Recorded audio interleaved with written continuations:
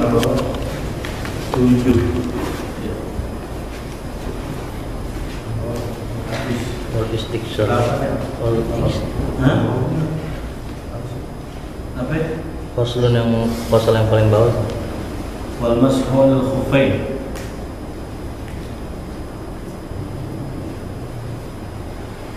Oke, ini aja. Iya, Ustaz. Ya, oke. Kedengaran kayaknya suaranya. Mas bagusnya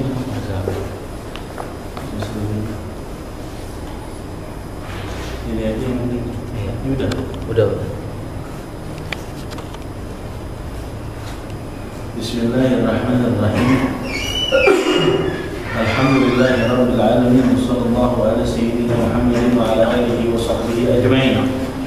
Amma ba'du, fa nawayna ta'allum wa ta'lim wa tadabbur wa tadhkir wa naf'a wal intifa' wal ibadah wal istifada wal hatta ala tamassuki bi kitabillah ta'ala wa sunnati rasulih sallallahu alaihi wasallam wa du'a ila huda dalalah al khair wa al-fadlah بقربه وثوابه سبحانه وتعالى وما نوم مشايخنا من صالح النيات إن الله يدخل نياتنا في نياتهم وأعمالنا في أعمالهم وتضرعنا في تضرعهم إنه ولي ذلك والقادر عليه. بسم الله الرحمن الرحيم. قال المؤلف رحمه الله تعالى ونفعنا به بعلومه في الدارين آمين إلى أن قال فصل والمسح على الخفين جائز بثلاثة شرائط أن يبتدئ لبسهما بعد كمال الطهارة وأن يكونا ساترين لمحل غسل الفرد من القدمين وأن يكونا مما يمكن تتبع المشي عليهما. Faslun mengenai tentang al-khuf, salah satu keringanan yang Allah berikan kita di dalam beribadah adalah memakai khuffain. Sepatu khuf itu jenis sepatu terbuat dari kulit, tapi dia tidak ada alasnya. Alasnya pun terbuat dari kulit juga. Umumnya biasanya kalau sepatu kan bawahnya pakai karet.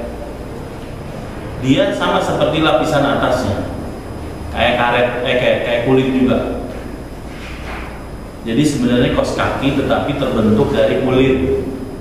Cuma dia kayak kita sepatu bot, tau nggak? Settingan sini.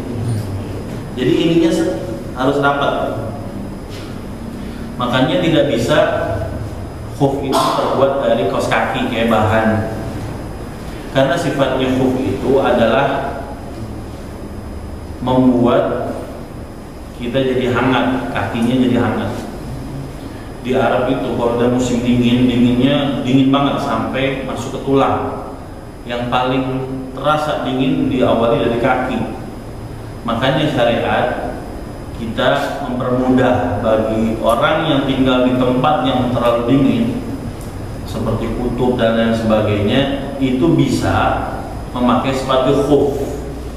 Artinya pada saat nanti wudu harusnya itu kaki dibasuh, maka cukup dioles saja di atasnya, di atas sepatunya doang. Seolah-olah antum udah basahin itu kakinya dengan basuhan air wudu, dan wudunya sah, dan wudunya sama seperti wudu orang normal. Tapi ada syaratnya. Orang yang pakai sepatu khuf ini ada syaratnya. Di Indonesia ini belum umum, biasanya adanya di Arab gitu. Entar dah kalau antum umroh barang sama anak, entar hidukin tempat tokonya mana sepatu khuf ya.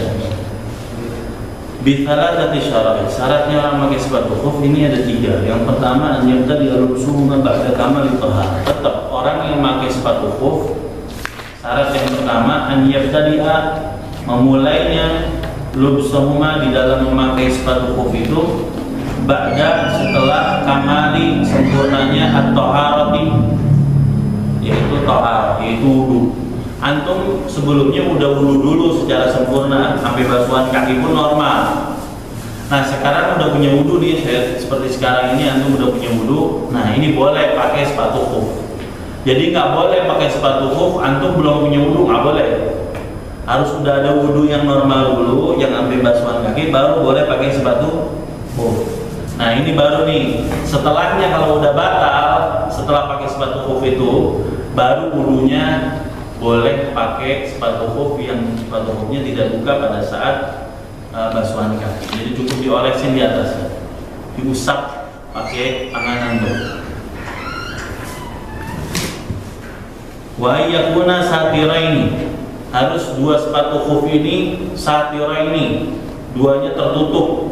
Di bagian mana tuh? Lima hali, pada bagian tempat ghuslil fardi, basuhan yang fardu. Jadi begini, sepatu khuf itu ngusapnya cuma bagian atas doang. Biasanya kalau kita wudu pas lagi basuhnya semuanya kan rata. Ini sepatu khuf bukan di bawah yang diusap, dan dia bukan diguyur seperti kita mengguyur pada saat basuh kaki, tapi cukup dioles saja. Dan ini olesnya di atas, bukan di samping, bukan di bawah. Nanti kalau jalan yang umumnya kotor, atas sampai bawah. Makanya inilah yang dikatakan oleh Sayyidina Ali, kalau misalnya din ini, agama Islam syariat ini didasari dengan landasan logika, dengan landasan pikiran otak, maka pasti kalau pakai sepatu khuf diusapnya di bagian bawah. Tapi kenapa Nabi ajarin di atas? Emang dapatnya dari sononya juga udah begitu. Ini tandanya syariat ini bukan akal-akalan, bukan bisa dipikir pakai logika, tapi memang ta'abbudi, menyerahkan semuanya kepada Allah. Dapatnya begitu ya diajarinnya begitu, nggak ditambahin, nggak dikurangi. Karena memang nabinya juga menerimanya ummi, dalam keadaan ummi, tak baca dan tak tulis. Jadi untuk bisa syubhat, menambahkan sesuatu, mengurangi sesuatu, nggak ada. Emang betul-betul hafal modalnya dari yang disampaikan malaikat Jibril, itulah yang disampaikan kepada para sahabat. Alhamdulillah. Coba dah, kalau nabinya bisa baca dan bisa tulis, nabinya sekolah, nabinya pintar, kira-kira kalau yang cocok bisa ditambah-tambahin sama dia. Kalau yang nggak cocok, kurangin aja deh, karena nggak cocok. Pasti begitu. Pasti ada subhat begitu, ada pemikiran seperti itu. Tapi nyatanya Nabi ummi, tetapi inilah malah justru dari ummi ini jadi kesempurnaan buat Nabi, malah jadi mukjizat buat Nabi. Betul gak? Jadi sifat yang kurang di manusia biasa malah justru berada di Nabi, jadi sempurna. Nabi Muhammad nggak baca, nggak tulis. Kalau yang dia baca dan tulis, tapi nggak baca dan nggak tulisnya Nabi Muhammad hafal apa yang dikatakan oleh Jibril, disampaikan oleh Jibril, didikte oleh malaikat Jibril. Nabi Muhammad dengar dengan seksama, dan itulah modal daripada Nabi Muhammad menyampaikan kepada para sahabat. Nabi Muhammad ngangon kambing. Kalau ente ngangon kambing nggak? Wah sulit zaman sekarang ngangon kambing. Mau naruh kambing di mana? Kandangnya nggak ada. Tapi kata Nabi Muhammad, "Mamin nabiin illa wa yar'alwana." Nggak ada seorang nabi yang diutus oleh Allah Subhanahu wa taala melainkan semuanya pernah ngangon kambing. Dari ngangon kambing akan membina manusia. Dari ngarahin kambing belajar jadi mendidik manusia. Aslinya ngangon kambing sebuah pekerjaan yang rendah, ya nggak? Benar ya? Tapi malah justru di Nabi Muhammad jadi mulia. Ngangon kambingnya beda. Ngangon kambingnya beda. Nabi Muhammad memang dapat riayah langsung dari Allah Subhanahu wa taala. di diri manusia hina, tapi malah di diri Nabi jadi mulia. Itulah kehebatan Nabi Muhammad SAW. Nah ini, jadi caranya begini, pada saat mushaf sunnahnya juga bagian bawah diusap. Tapi yang fardu sebenarnya yang ini nih. Pada saat kaki kanan, yang tangan kanan di atas, tangan kiri di bawah, ditarik dari masing-masing sisi ini, kanan, atas dan bawah secara bersamaan. Dan ini cuma sekali, enggak 3 kali. Dan ini begini, jadi bukan rapat semua jadi basah semua, enggak. Cukup air yang baru tarik. Begitu juga kaki kiri dibalik. Udah selesai. Itu cara mengusap khuf. Tapi dipastikan khufnya sudah bersih. Kotor iya kotor, tapi tidak najis. Jangan sampai masih ada telai ayamnya di situ. Kan ya. Makanya ente kadang-kadang bingung kalau melihat ada orang Arab sholat pakai sepatu, bukan sepatu itu khuf, sepatu khuf khusus. Memang bawahnya nggak ada apaan, nggak ada kayak apa alas yang buat apa namanya karet itu sehingga jadi sepatu. Dan memang alasannya karena kedinginan. Jadi awalnya kedinginan, tetapi boleh walaupun bukan dalam keadaan dingin. Ya sekarang nih Indonesia kan tropis, dinginnya masih bisa kita tahan gitu. Tapi boleh nggak sekarang pakai sepatu? Boleh. Permasalahannya ada nggak sepatunya kan gitu.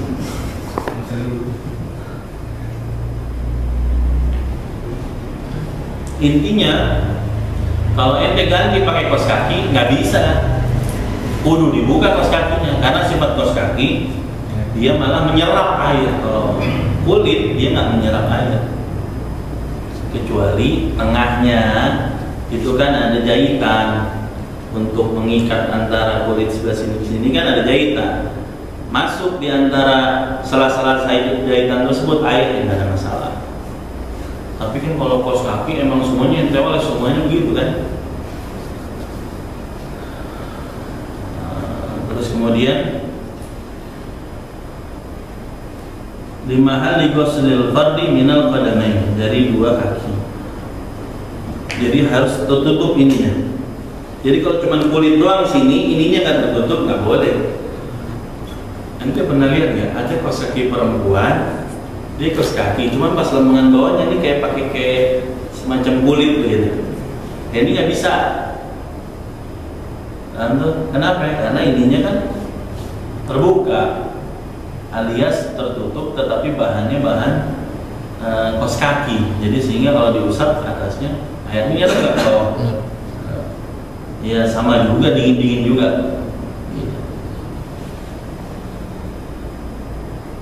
Wa ayyakuna mimma yumkinu tatabu'ul masyu alaihim, dan memungkinkan itu sepatu khuf yang 2 itu bisa ente pakai tatabu'ul masyu, bisa ente pakai untuk berjalan, nggak gampang rusak. Ya, jadi bahannya harus kulit. Sebenarnya kantong plastik bisa nggak? Bisa Ustaz, kantong plastik kan nggak masuk air.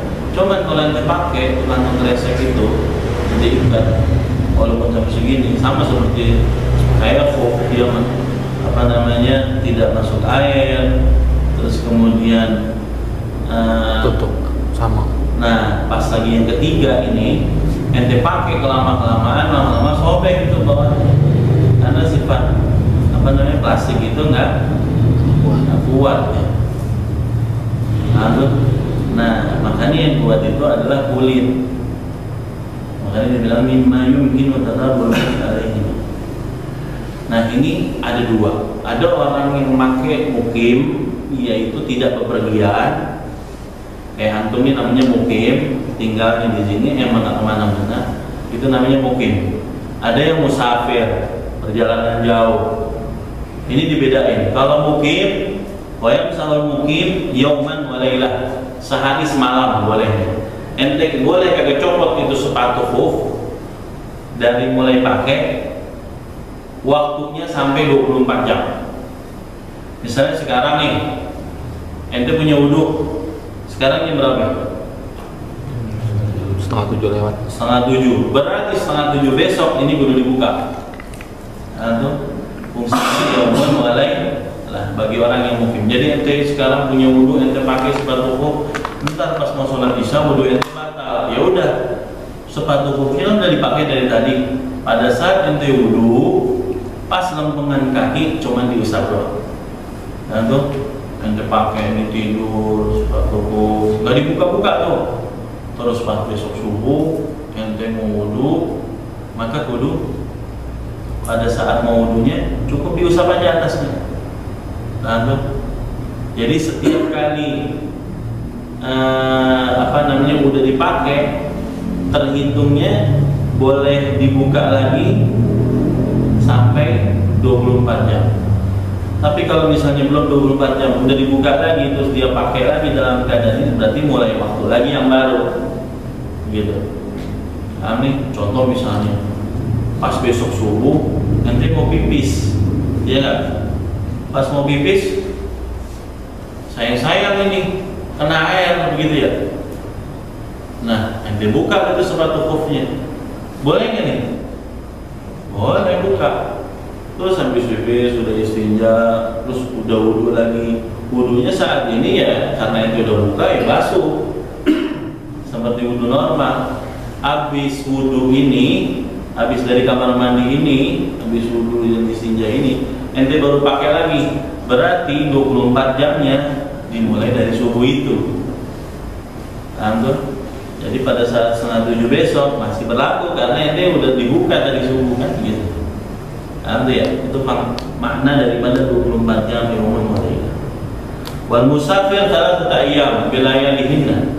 Orang yang musafir itu 24 kali 3, berarti 3 hari 3 malam. Dimulai kapan? Wabtida'ul muddati min hini yuhdithu. Dimulai mohon maaf, dimulainya waktu 24 jam atau 3 hari 3 malam pada saat hadas. Wabtida'ul muddati min hini yuhdithu. Pada saat dimulainya ini waktu 24 jam bagi yang mukim dan 3 hari 3 malam bagi yang musafir, itu min hina pada saat yuhdithu, pada saat hadas. Pada saat hadas ente pakai sekarang setengah 7, ya nggak? Pada saat malam ini ente mau tidur, ente mau pipis kamar mandi, ribet nih kalau masih pakai ke kamar mandi itu sepatu khufnya. Akhirnya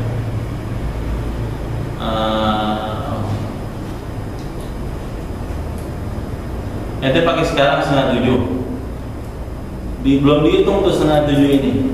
Mulai kapan? Pada saat nanti pas sholat isya wudhu ente batal. Nah sekarang ente mau wudhu, nah pas sholat isya inilah dimulainya 24 jam. Berarti jam 7 nih pas ente hadas. Mulai hadasnya jam berapa? Jam 7. Berarti jam 7 inilah terhitungnya 24 jam atau 3 hari 3 malam. Tapi kalau udah buka, maka ketika dipakai lagi hitungan baru lagi nanti ya. Tapi dimulainya 24 jam itu pada saat kapan?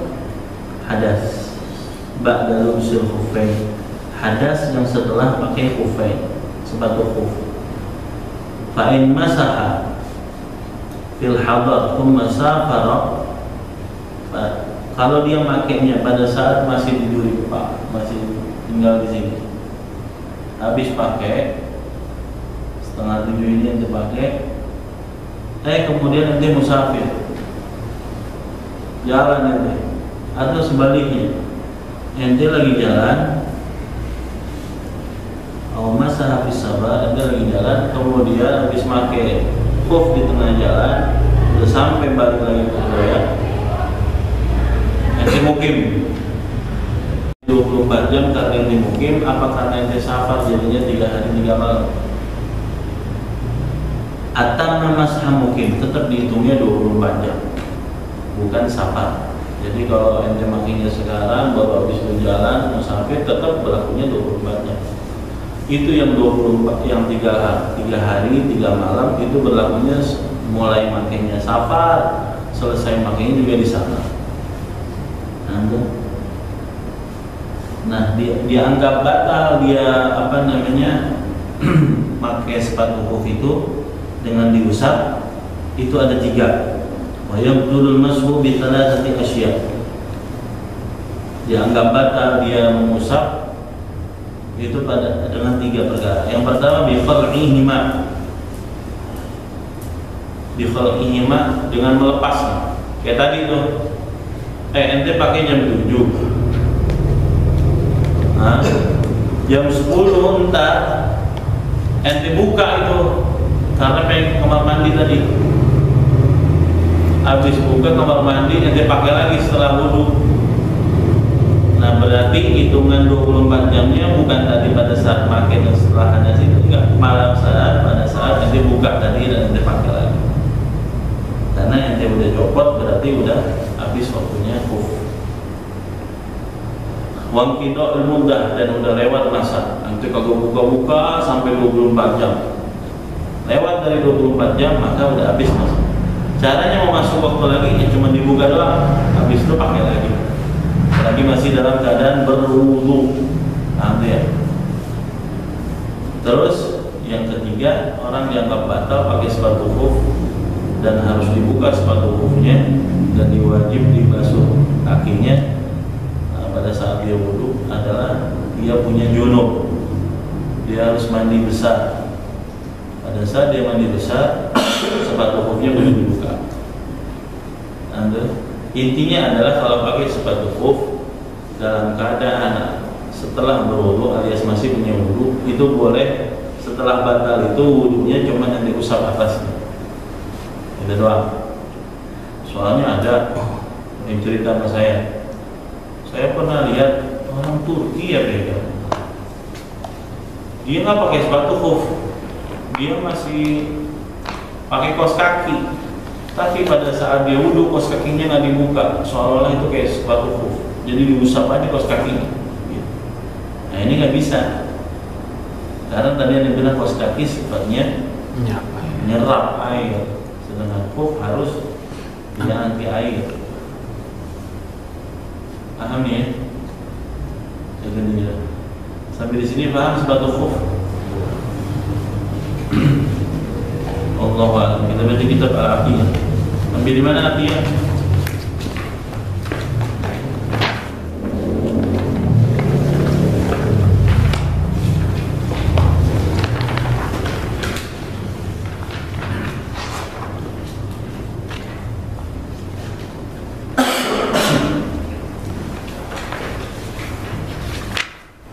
Sudah lewat, 19 sudah lewat. Sampai di mana? 20.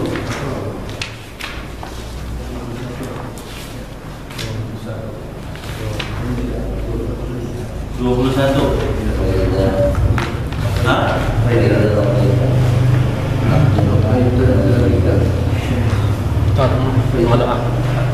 Di tengah.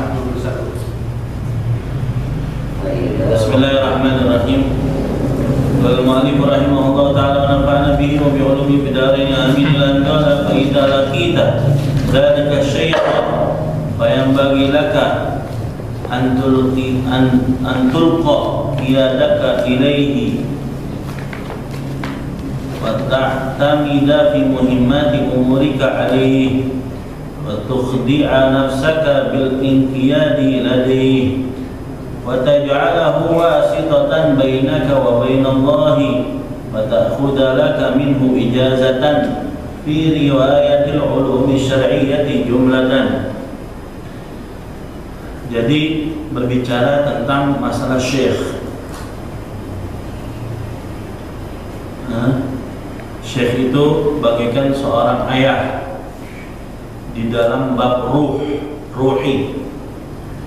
Kalau ayahmu sebab wujudnya engkau di dunia yang fana, tapi syekh seperti ayahmu yang mendidik kalian untuk selamat di dunia fana dan dunia yang baqa, alias kehidupan yang baqi, yaitu akhirat. Dalam bab ini syekh lebih tinggi daripada ayah secara nasab. Paham tuh? Terus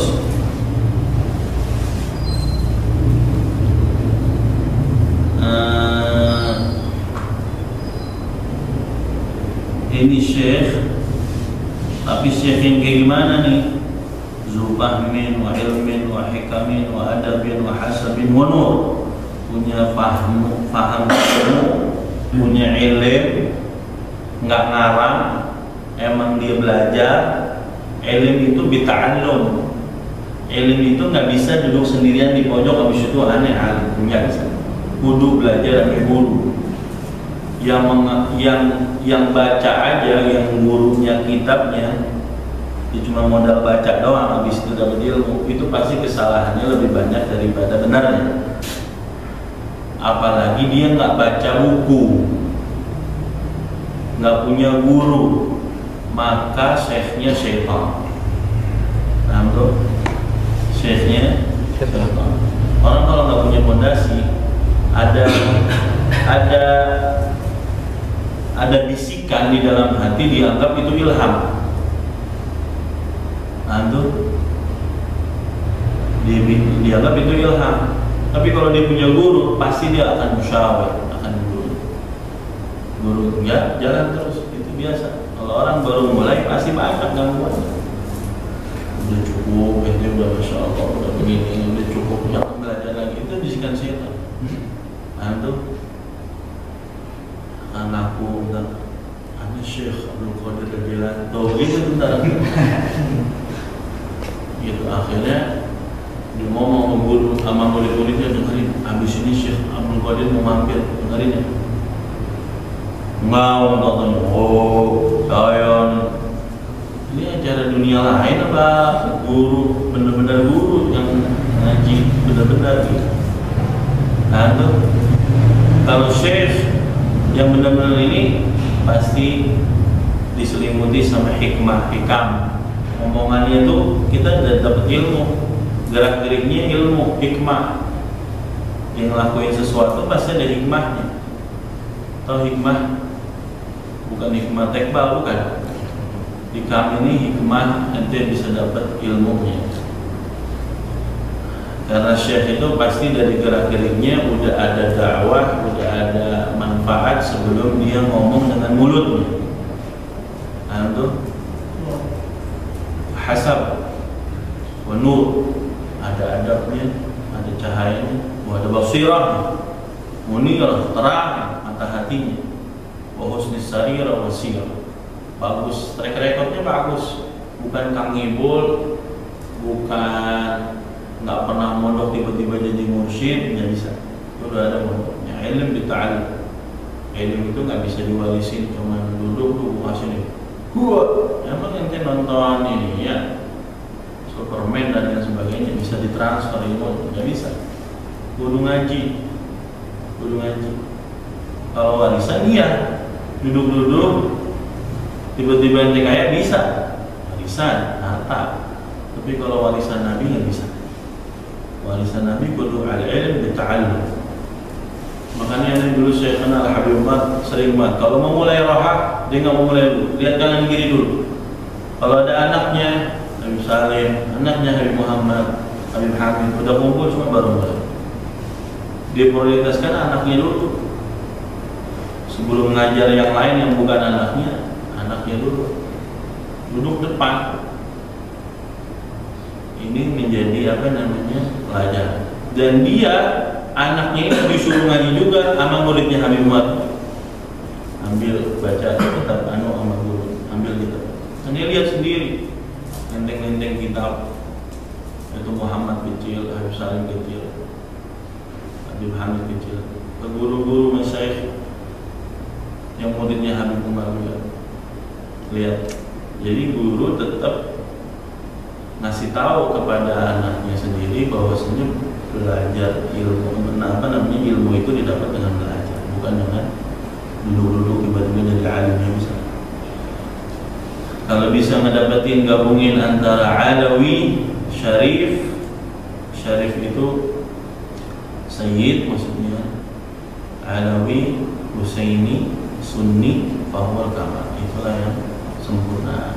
Kata Habib Ali bin Hasan al-Abbas, Alim Quraisy yang melakukan tibaqul arti ilman. Kata Nabi Muhammad, bisyarah, ntar ada orang alim dari suku Quraisy yang memenuhi ilmunya seluruh bumi. Kata ulama, ini bisyarah lahirnya Imam Syafi'i.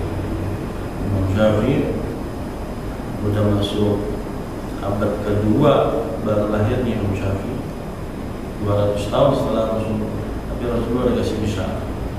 Dan Syafi'i itu Quraisy, dari bangsa Muttalib. Nah, kalau antum punya guru, maka seperti antum punya ayah, ada hubungan ittisal, hubungan rohi, sebagaimana yang didapati Salman. Kata Nabi Muhammad, Salman minni ahlul bait, Salman al-Farisi. Dan beginilah udah sunnatullah yang terjadi antara salaf wal khalaf. Salaf itu ulama mulai dari abad ketiga ke bawah sampai ke Nabi Muhammad SAW. Itu ulama salaf. Imam Syafi'i salaf. Al-khalaf setelah Imam Syafi'i ke bawah ini namanya bilangnya ulama khalaf. Ada lagi yang dinamakan salaf yang udah lewat. Jadi yang udah lewat di zaman kita, Habib Ali Habsyi, itu ulama salaf. Walaupun jauh antara beliau dengan Imam Syafi'i. Jadi salaf itu yang udah terlewat. Jadi banyak istilah. Salaf sama khalaf itu sama. Begitu. Ngaji maksudnya begitu. Nanti kalau udah ketemu guru yang model kayak begini, yang basirahnya ada, adabnya ada, fayam bagilah ke antruhiyah qiyadatuka ilaih. Ambil betul-betul, dia jadikan petunjuk ente. Kita jadikan qiyadat itu supir tuh. Qiyadat tuh tahu supir kan? Setir, tahu setir. Jadikan setir ini dipegang sama dia. Suruh A, B. Jangan cuma bab musyawarah aja. Kiai mohon izin, Habib mohon izin, saya mau nanya masalah saya begini. Oh, kata Kiai, nanti arahnya A. Oh ya masih. Pulang dari situ, wah kayaknya nggak tahu. Masa anda disuruh A, harusnya B dong. Jadi cuma nanya doang ke dia. Habis itu ditinggalin karena nggak cocok sama hatinya. Nah itu namanya nggak menyerahkan setiran itu kepada dia. Tapi kalau murid yang benar setelah nanya, bukan hanya nanya, tapi emang pengen diambil semua perkataannya. Gitu. Beda Al-Romo sama Jakarta. Kalau dia nanya sama Al-Romo, guru di mana juga dia tahu permasalahannya. Beda itu mah Al-Romo nyaman kan beda sama Indonesia susah. Jangan disamakan. Hati-hati tuh. Jadi guru tinggalnya di mana, dia nggak nyocokin nama negara, enggak. Dia istigharah, dia lebih tahu secara global. Cuman kita kadang-kadang melihatnya itu kan emang belajarnya dia mana tahu sejarah Indonesia. Jadi jangan disamain Indonesia ya. Nggak bisa kan. Kalau dia nanya sama guru apapun di negaranya di mana, ya ambil. Jadi jangan cuma pengen nanya habis itu diambil cari apa. Makanya kalau udah dapat satu, udah pegang. Walaupun banyak yang benar, iya itu benar, aneh nggak nyalain. Cuman aneh udah dapat yang aneh bisa diambil. Aneh mau dapat ilmunya dari dia. Kalau yang lain tabarukan nggak apa-apa, tapi murabi tetap satu. Antum jangan pindah-pindah itu. Cari yang enak di sini. Ntar giliran ini udah terkenal, oh ya pindah lagi ke sini. Jadi pansos jadinya nih. Antum juga pernah belajar. Lah kemarin waktu dia ngajarin A, nanti kenapa belok B? Nah, paham nggak sih maksudnya? Jadi kalau udah ini pegang terus. Mau gempa kayak mau apa kayak pegang terus. Jadi jangan setengah-setengah. Jadi kalau goblok mendingan goblok sekalian. Jadi nyuruhnya enak. Kalau pinternya setengah-setengah kan gak enak juga. Mau suruh dia tapi S1, suruh mosrek ke God, iya nggak? Mau suruh ngajar dia belum bisa, kan bingung jadinya gurunya. Goblok sekalian bagaimana? Goblok ya udah gak pakai belajar. Ada pilihan begini. Jadi kalau ente udah dapat satu syekh, udah dapat murabi, udah dapat ilmu, udah dapat semuanya, maka jadikanlah pegangannya sama ente. Itu jadikan pegangan ente. Dan serahkan semua urusannya wa ta'tamida fi muhimmati umurika alaih. Jadikanlah semua urusan ente musyawarahnya begini. Minta isyaratnya sama dia. Wa tukhdi'u nafsaka bil inqiyadi. Tundukin ente punya hawa nafsu sama dia. Ente udah paham, ente tetap minta isyaratnya sama dia. Minta petunjuknya sama dia. Wa taj'alahu wasitah bainaka wa bainahu. Jadikan dia perantara antara ente dengan Allah. Wa ta'khudh laka minhu ijazah. Ambillah dia beberapa ijazah untuk meriwayatkan ilmu syariah secara keseluruhan. Dan mintalah, wah dia udah mau tinggi. Mintalah kepada beliau libas al-khirqah as-sufi, pakaian sufi. Ini bukan pakaian kayak terlihat seperti ini, enggak. Ini sifatnya makna. Jadi di sufi itu ada namanya libas al-khirqah. Maksudnya apa? Ya udah dapat isyarat, udah banyak riyadhahnya dan ente berhasil, dan guru tersebut paham betul kapan ente dikasih ijazah. Jadi kalau cuma baru hadir sekali dua kali, guru minta ijazah dong, guru minta pakaian khidmah dong. Lu baru ngaji 2 hari itu juga datangnya telat, minta pakai ijazah, minta nggak bisa. Susah senang dulu sama tuh guru apa ente udah dapetin itu baru tuh guru ada lihat di situlah dia bakalan akan memberikan sesuatu gitu.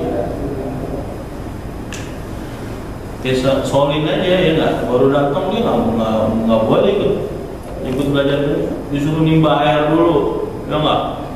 Ini kapan saya belajar nimba air dulu. Kayak ada murid dulu diceritain di manhajnya Habib Alwi bin Syihab. Ada dulu datang orang kaya ingin belajar ke Habib Abdurrahman Al-Masyhur, Mufti Diyar Al-Hadramiyah, mengarang kitab Bughya Al-Musyasirin. Ya Habib, tolong terima saya sebagai murid engkau. Saya mau ngaji engkau. Oh ente mau ngaji? Sekarang ente ke pasar, tolong beliin ana lokum. Lokum itu ikan asin di pasar. Terus kan dulu kan belum ada kantong krecing. Ente masukin di baju ente sendiri di sini. Ikan asin bau. Ikan asin bau nggak? Bau. Masukin baju. Dia orang kaya nggak biasa bau ikan asin. Itu ikan asin bau suruh terusin. Ya namanya bagian dari latihan, bagian dari ujian, tidak diterima. Maaf tuh dia orang kaya. Makanya dia bilang wartah apa tadi? Watukhdi'u nafsaka bil inqiyad. Hilangin itu semua kesombongan, hilangin semua tawadhu di depan dia. Hanya ingin mengharapkan dia antara menjadi wasithah antara engkau dengan Allah. Wa talqin kalimat la ilaha illallah, dapat talqin kalimat la ilaha illallah. Ini urutannya begitu. Setelah dapat ijazah ulum syariah, ijazah sanad kutub sittah, kitab Bukhari, Muslim, Nasai, Bidau semuanya. Kitab-kitab Safina ini udah dapat fikih ya, dapat zikir la ilaha illallah. Terus kemudian dapat mushafah, benar-benar salaman. Yang salaman ini al-ma'rufah inda ahli thariq. Yang emang terkenal nih, kalau orang pengen benar-benar dianggap menjadi muridnya, dia salaman khusus. Nah, itu ya. Fa'inna bidzalika tanqadimu fi salati ahli tilka silsilah. Kalau ini udah dapat ini semuanya, ijazah di Basal Firqah talqin la ilaha illallah sama yang terakhir salaman ini, maka disinilah ente dapetin tilka silsilah. Ini masuk dalam gabungan mata rantai sanad. Nah, Masya Allah, nikmatnya punya masuk dalam rantai sanad. Wa yakunu laka ma lahum wa 'alaika ma 'alaihim insyaallah. Dan itu akan dapetin apa yang mereka dapatkan. Hubungannya udah kuat ini. Karena hubungan roh harus ada bersamaan. Wa tu'amiluhu bil adab bihaitsu la tasduru illa an ra'ihi fi kulli amrin wa 'ala kulli hal wa in daqqa. Wa ta'tamidu ma qallahu wa in shaqqa. Wa ta'tamidu bi ma'rifatin ma lahu 'alaika min al-huquq. Wallahu a'lam. Mudah-mudahan Allah berikan kita ilmu manfaat, berikan kita adab, Allah berikan kita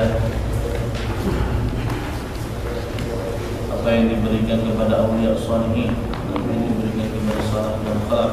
Amin. Insyaallah Allah Subhanahu wa taala bertemukan bersama orang saleh di dunia, di barzakh dan di akhirat. Dan Allah berikan kita sesuatu yang membanggakan Nabi Muhammad sallallahu alaihi wasallam, malah diniyah wa salih jami'ah syamil al-khair dunya wal akhirah wa ila hadratin Nabi sayyidina Muhammad sallallahu alaihi wasallam.